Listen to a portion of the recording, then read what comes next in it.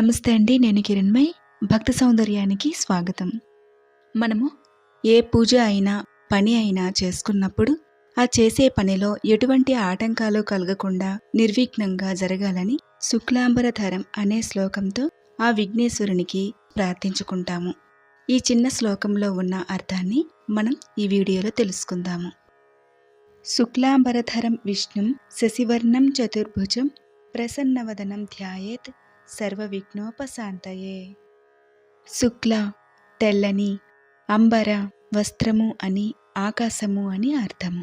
ధరము ధరించినవాడు, విష్ణుం సర్వాంతర్యామి, శశి చంద్రుడు అని, కుందేలు రూపము కలిగిన అని అర్థము.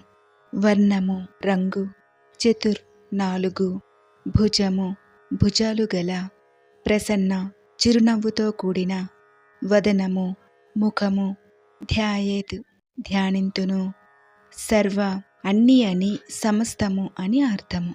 విఘ్న అడ్డంకులు, ఉపశాంతయే తొలగించుము అని అర్థము.